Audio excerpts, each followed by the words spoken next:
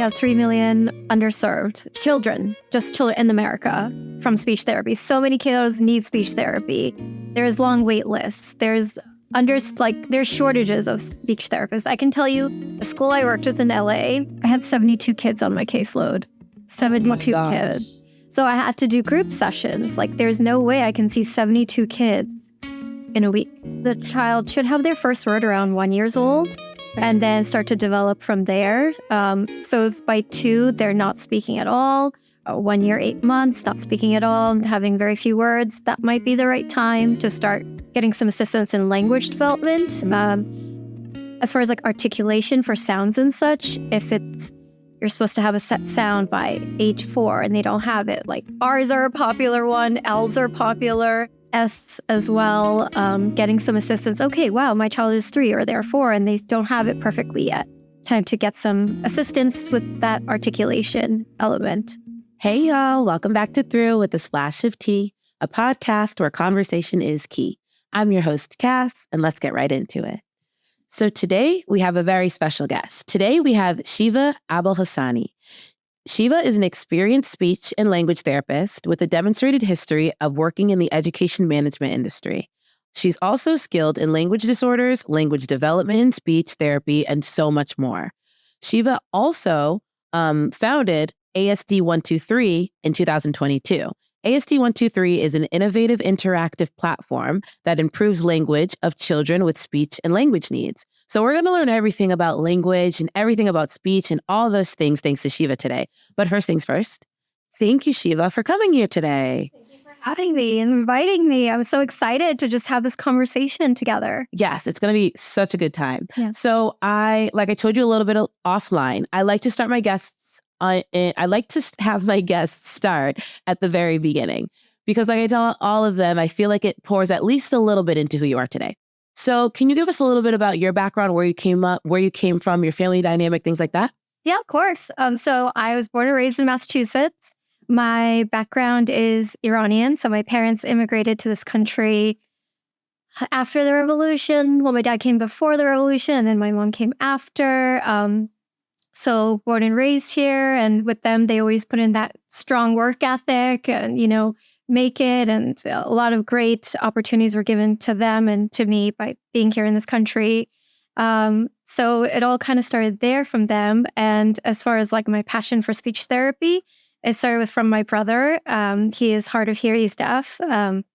So with him, kind of grew up going to speech therapy sessions.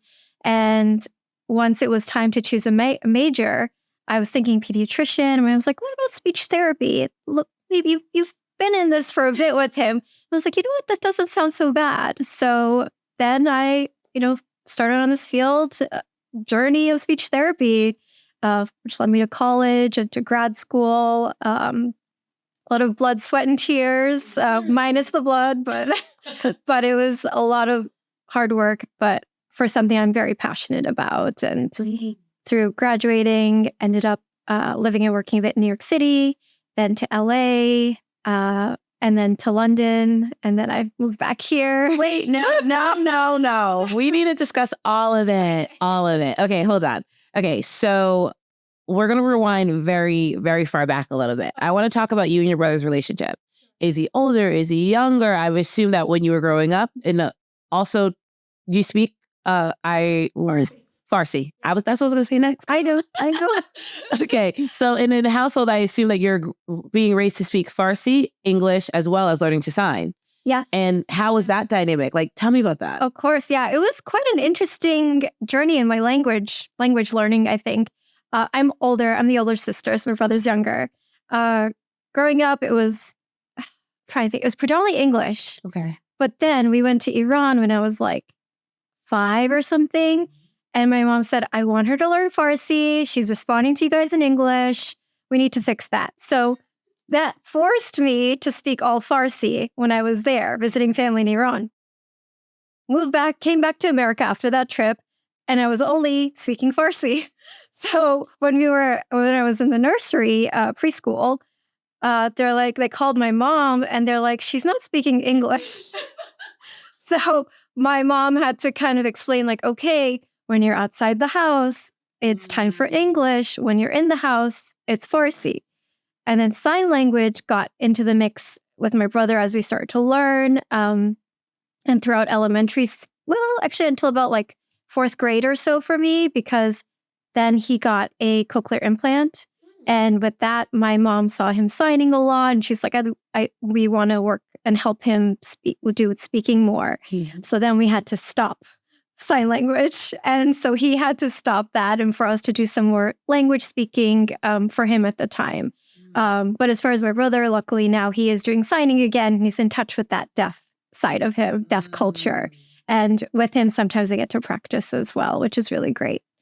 I know this is skipping so far to the future, but I have to ask, have you noticed, how do I want to word this? Have you noticed any difference in him when he started to learn sign again versus just using his normal speech that he's been using for years? I think so. I feel like he has more of a connection to deaf culture, deaf roots, now that he's kind of gone back to that or kind of like accepted this part of his identity. And I think that was hard for him for so long, which, I understand completely. But I'm really happy that he has that now and that, together we can sign as well. So it's like with my parents, it's like Farsi. With my brother, it's sign. So I'm getting the best of both worlds, really. Literally. Yeah, I love that. All right. So I want to go back to you deciding that you wanted to do speech therapy as your major. So I know that originally, what were you thinking of doing? Pediatrician, like pediatrics. Okay. Something medical. Okay. Something in the medical field. And then you had a conversation with your mom who said, why don't you think about speech therapy? Yes. And like when she said that, had it been something that crossed your mind in the past, or this was like the first time you're like, oh, like I never even thought about that? I never thought about it. And it was literally right in front of me this whole time, going to my brother's audiology appointments, going to his speech therapy appointments. And I was like, hey, how about speech therapy? And I was like, hey, that's not a bad idea. I've grown accustomed to it throughout the years. So I did a bit of researching and shadowing some of his speech therapists who were so kind to let me do that. And that really gave me more of an essence of what the field is like. And I was like, you know what? I feel good about this. So that's kind of how it led through that. So where did you go in order to get that degree? For undergrad, I went to Emerson College. And then for grad school, I went to Columbia. And then the working journey began from there. Okay. So how long were you? So you did undergrad for 4 years and then you were at Columbia for 2 or 4? 2 years. Another 2. And then after exiting Columbia, where did you transition to? Because I know you did some hopping around. I did. So first after we graduate, we also have a clinical year. So it's like a fellowship year. So I did a clinical fellowship year during early intervention. So this means like going to the homes and working with the families and kids. And I really love that because I got to meet the families. I got to help the families and engage with them and say, try this, help your child. And it really brought a different element to helping the child's overall language development. So I got to live and work there for a bit and then hopped over to LA. I was working there for a bit in schools, elementary schools and private practices, and then on a bit of nursing homes as well. And then from there, hopped back to Boston for a little transition, working in public schools here in Needham and in Boston, before then jumping over the pond over to London and working there for schools, elementary schools, more of a high school transition school, and NHS, so their National Health Service. They have different trusts because speech is covered under everything there. So had quite a few ranges there and a private practice as well. Everywhere. Yeah. Which is so good because that pours into like just your tools to be able to help people. For sure. Okay. So London's a big jump. Yes. And how long did you live there? I was there for 7 years. Okay. That's different. Yeah. So what made you decide to leave California and head over to London and stay there for 7 years or 6 years? London was always my big dream. Oh, I don't know if it was like the past of like, oh, I love the Spice Girls and their music and I want to be there, or if it's like just something about it. I was like, I need to get to London. So I need sponsorship to be, sponsored for a job. Unfortunately, can't just like jump over and be like, hey, I'm going to work here. So I went to LA thinking, okay, it's a transitory kind of moment, live and work there a bit, learn met some amazing people as well, and gained lots of experience. And then I kind of thought like, okay, I don't see London happening, and I kind of missed the East Coast a bit. So I moved back thinking like, okay, this is my journey, and that's fine. I tried, and it is what it is. About 2 months after I moved back, I got a call for an interview for a school in London, and I was like, okay, cool, let's see what happens. Did the interview. It was like November of the year. And then found out I got it, and I was like so excited. But this also meant like I was going to tell my parents like, hey, I'm moving again. So, but it was definitely like my big dream all along. And it came true. Like you got it, even when you thought that like, all right, it's not going to happen. How did your parents receive that? At first, it was a little bit like, oh my gosh, I understand you being in different parts of America, but you're going to be in another country, But then once that, kind of like settled a bit, they loved it. They came to visit me. We did a lot of like traveling together. So it was a nice, it worked out at the end, really. Would you ever move back? You never know. Ooh. So you never know. I have no set like yes or no, but it's let's see what life brings, really. But for now, I'm feeling good being back in Massachusetts. I love that. I love that. You're leaving it open. I'm leaving it open. Yeah, because maybe you end up back in London. Yeah. All right, let's talk about where we went after London. After London, I moved back here, back to the States, because I wanted to start my company. And I knew that I would not be able to afford rent full time, and I'm working on my startup. So I moved back, and my family is so happy to have me back, and started to set it up officially and work on setting it up and running it, really. Oh my gosh, from the ground up. Literally. Literally. Okay, so that's ASD123. It is, yeah. Okay, let's talk a little bit about that and what it is, like why you chose children to assist. Like first off, where did the idea come from? Well, okay, where did the idea come from? What is it, and why did you target children? So the idea came from me working in a school with tons of elementary age children. And there was one kiddo who was very difficult to engage. And I tried everything at the school. Like I got all the fun activities for him. We had a farm at the school. So yeah, it was really cool. So I took him to the farm to get some animal engagement. Nothing was really like working well. And I was like, I gotta observe him in classroom and see what it is. Like, what is he like? What's he interested in? So one day I went to observe him in the classroom, and I was like, asked the teacher, I was like, oh, where is so-and-so? And she's like, oh, he's right there. And I saw him just sitting on a stool, as happy as could be, playing on the iPad. And I was like fully engaged, playing on this iPad. And it was like, that's when the idea came to me, like, I wish I could fit myself in the iPad. And that's kind of where it all started. So I started to search for activities, apps and such that would have maybe something more engaging. So it's not just so passive, because a lot of the apps out there are very touch-based, not so much voice. And what I really wanted is that voice element, that interaction to be two ways. And so I had that idea starting then, mentioned it to some friends, and they're like, you got to meet a data scientist. I was like, where am I going to meet a data scientist? All my friends are clinicians.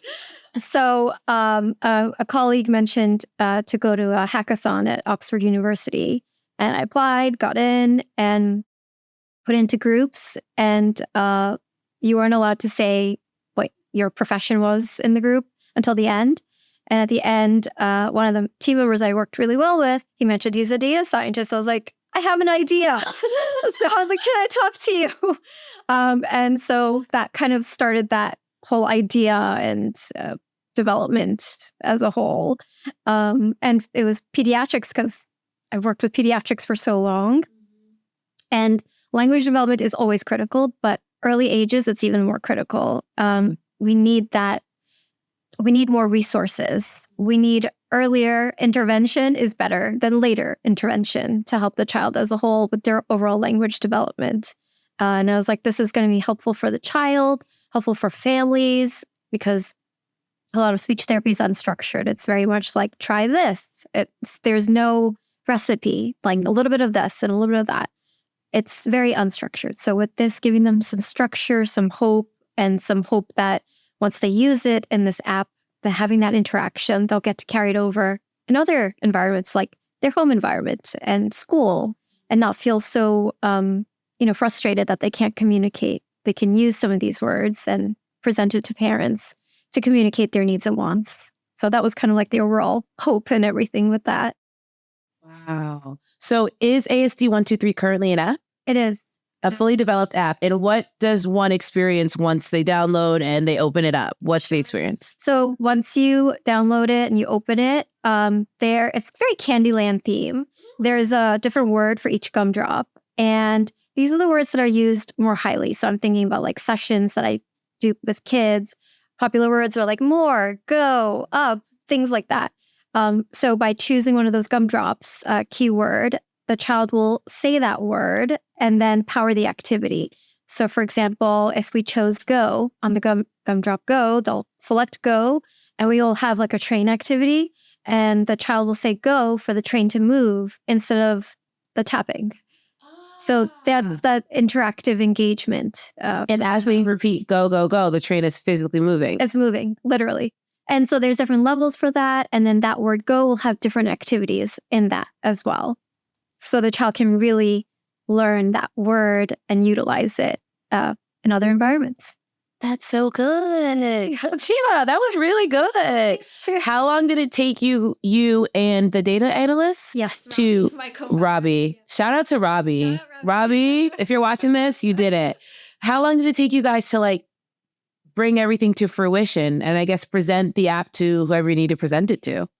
It's been a journey. I think we first started the idea and then it got more real when I moved back to the States to set it up. And right now we have a full beta available for use. We're planning to release a more fully developed version by like the autumn time as well. So it's been a journey. Yes. So it's I think something they say in the startup world is it's never a sprint. It's a marathon. Yes. So we're really taking that to heart as well with the build. Okay, perfect. So right now, is it currently on the App Store or not just yet? It is. It's on the App Store for now. Okay. Until we release another version. Perfect. And then that'll just be like a regular update like the other apps. Exactly. Perfect. And in the App Store, it's under ASD123. Yes, it's ASD-123 for when they search, but that's how Apple did it. I don't know. Yeah. But okay, perfect. So people will definitely be able to find it. ASD-123. My next question is, do you think it would be helpful for children that don't have any speech or language needs or additional needs, shall I say? I've actually been using with one of the kids that I work with in a clinic who has we say a talker, which is an AAC device that helps them with their speaking and communicating. And our app was able to pick up the voice from their talker. So we're able to have that more inclusivity. So when the child was selecting go from their voice, their talker there, our app was able to follow that and pick that up as well. That's phenomenal. That's so good. It's also good for the child because they comprehend that, oh, wait, if I said go and if I can find the button for go, I can get my train to move as well. Mm-hmm. I love it. I love it how it's so so speech, not even related. It's so speech engulfed. Like you're forcing these kids like to use your words, not just tap a screen, not just drag. Like I used to think like, oh, the dragging, that's innovative. Like that's good. Like these kids. That's good for fine motor skills. Oh, I will say I'm not an OT, but a lot of OT friends. So I think that the dragging. Okay, good. So the dragging's not too bad, you guys. It's the tapping that we got to worry about. And like the fully unengaged, just just having that, back and forth. Yeah. What are your thoughts? This might be a little random, but I need to know. What are your thoughts on Miss Rachel? Oh, I have a lot of good feedback from her, from a lot of friends with kiddos. The way she paces her speech and she does things, it's really helpful. It's another resource. So I think she does a really great thing. And I think it's something really great for parents and for kids to get this added resource for their child to help them develop. Yes, I agree. And honestly, I mainly agree because my friends with kids, a lot of them love her. So I'm like, oh, she must be doing something right. Like, because I walk into their house and I'm annoyed. I'm like, why is this odd? Like, she's talking so slow. But like, they're like, no, like she's really teaching our kids, which I love that. That pacing. I love that. Yeah. And I'm like, I just need it to be faster. Look, it's not for you. Okay. Okay. So you released ASD123 in 2022. I want to know what your future goals are I want to know what the trajectory of this company and this app, how you've seen it flown since then, and then what your future goals are for the app. It's slowly picking up, especially right now we're in a beta test. So we're getting a lot of beta users like fellow speech therapists, teachers of children in preschools and such. So it's slowly gaining some traction. And I think once we have that fully commercialized version out in autumn, that will really give us more perspective in the future. But the ideal is to really have it be something that assists globally, because its speech and language needs are not only in English. They're in many different languages. They're in Spanish. They're in Farsi. They're in, and it's a global issue. And there's a lot of need right now for it. So the hope is that we'd be able to assist have it in different languages to be able to help these families and these children in different countries. I mean, it's a smartphone.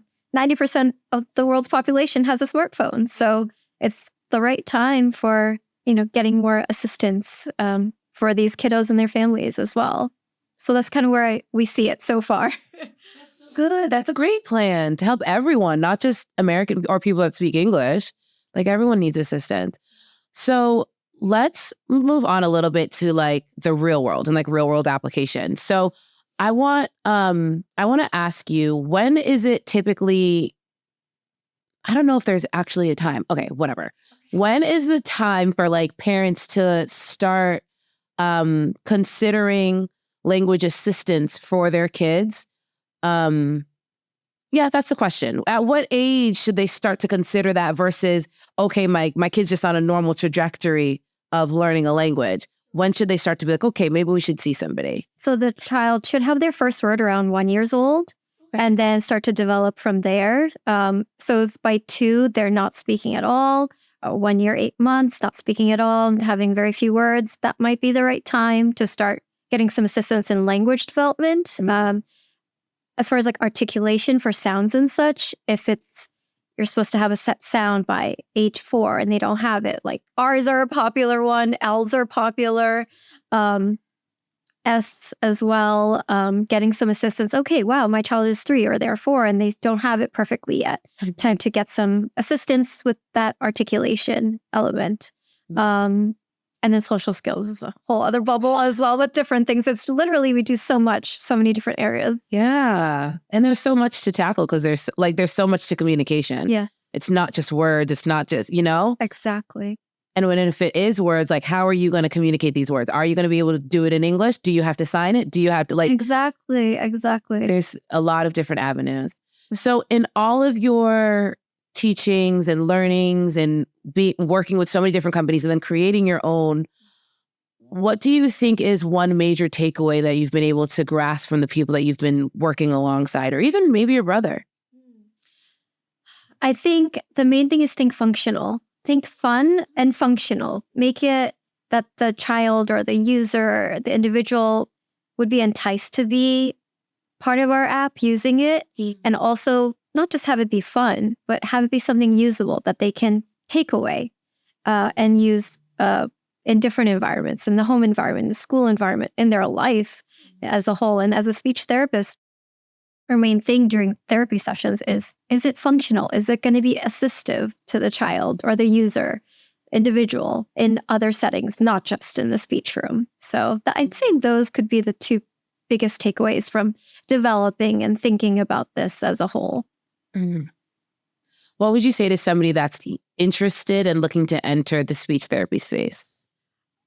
I'd say do some shadowing and shadow a speech therapist. Reach out to someone, find a mentor, see what you think about it. And I think the biggest thing is having that heart connection to wanting to help the greater good and seeing people develop and assist families, assist the child. And it's a great feeling. And I've not gotten tired of it yet. And I love it so much. And I just want to be able to do more as a whole. So I'd say definitely shadowing and learning and seeing what the profession's about.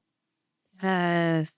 Speech therapy to the whole world. Everybody. Everyone should get speech therapy. I had them growing up as well. So it's important. Yeah. Like the way we communicate is so important. Yeah. And I don't know if we pour into that enough or like externally of, we teach the language of the country, but like externally of that, like, are we teaching each other how to communicate additionally than just talking? And no.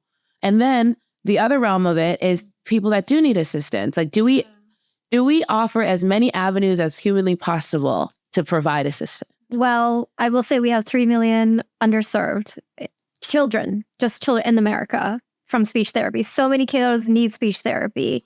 There's long wait lists. There's shortages of speech therapists. I can tell you, the school I worked with in LA, I had 72 kids on my caseload.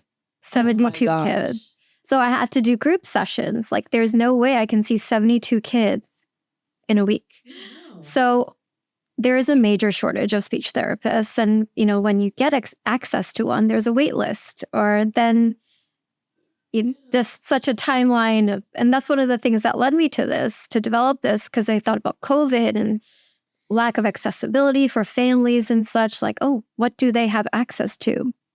What can they use with their child until they're seen? Because wait lists were crazy. Mm-hmm. I've read one trust had like 52 weeks for a wait list for kids, like unreal. So at least if this was there, it'd be something to have something as a bumper versus having a lot of regression. Yeah.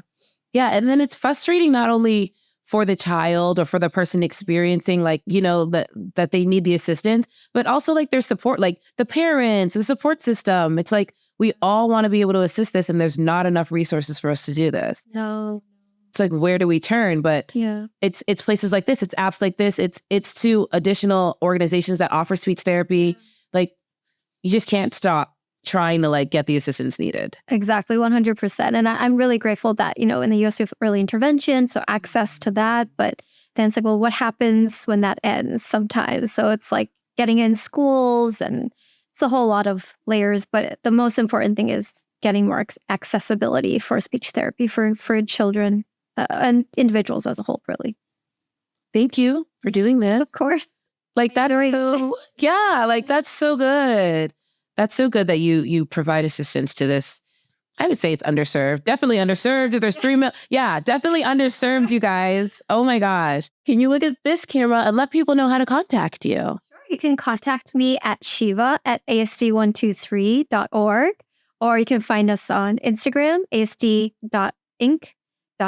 Again, or on X. We're also on X. So that's ASD123 Inc. So looking forward to connecting and communicating. Yes, you're literally everywhere. It's so smart. I try. Yeah. It's a lot of work. It's so much more to be on every platform. It's a lot, but it's okay. I'm glad for it. Yes, we prayed for this, and we got it, but it's a lot of work, the social media stuff. All right. I have a closing question that I ask all of my guests. Are you nervous? I feel good. You made it very easy. Oh, you mean like, am I nervous about the question? I thought as a whole. I feel good. I want everyone to say that. Okay. Okay. So the question is, sure. I created this platform because I think that knowledge is super important. And I created this because I'm always learning, like from all of my guests, I'm learning so much. And I want people to learn all that thing, all the learning. So I want to know from you, what is something that you wish more people knew? And it can be in regards to speech therapy, ASD123, the world, doesn't matter. What's something that you wish more people knew? Well, that's a great question. I'll make it a bit about speech therapy. I'll lean into that. I'd say, for the parents that are working with their kids who have some speech delay or speech difficulty developing in their language, parents are oracles. They know what their child needs before the child even knows they need it. Something I'd say is like, parents, let your child have a moment and let them communicate what they want to you. Let them have a moment to work on verbalizing or expressing what they want. Guide them to help them verbalize it. But I know that they know everything, and they're like, I know my child. That means they want milk. That means they want like a cookie. So I'm like, that's great, but let them communicate. Let them say it or model it for them, just to have that better growth for their language as a whole. So I'll lean into that and put that as my one thing. That was really good. Thank you. Because I'm thinking about it. So like we do that all the time as parents, adults, aunts, uncles. It doesn't matter. Like, oh, that means cookie. So then Johnny just stops trying to say cookie because he's like, all right, well, I'm going to get the cookie. But like, no, let him say it. Yeah. Then he can get it. Exactly. Yeah. Like, oh, they got me. They know like I'm acting like this. So they know what I want right now versus, and it's a great thing, parents, they know everything, but it's like, let them communicate. Let them have a moment. Yes. Like you're still right. Yeah. Yes, you're still right. Yeah. But just let them say it. Let them get it out. Yes. Is there anything else you'd like to say to the people? Join in. Let us know what you think. I'm trying to build this for the greater good, and it's my full-time job. So chime in. Let me know how it's going. Download the app, leave reviews, only if they're good. I'm just kidding. Leave reviews, leave feedback. I'm going to get it because I think this would be perfect for kids. Like, you don't even need language needs or language. Like, no, like this will help children, especially when they're on their iPads anyways. That's true. Get this app for your kids, you guys, so they can like actually develop their speech. It'll be great. All right. Thank you so much, Sheeva, for your time. Thanks for having me. Of course. And it's pouring raining, you guys. And Sheeva came all the way over here. I'm just saying. Yeah. I appreciate you. Thank you. Thank you for watching if you watched. Thank you for listening if you listened. You can catch Through with a Splash of Tea every Wednesday and Thursday on all streaming platforms, including YouTube. Bye now.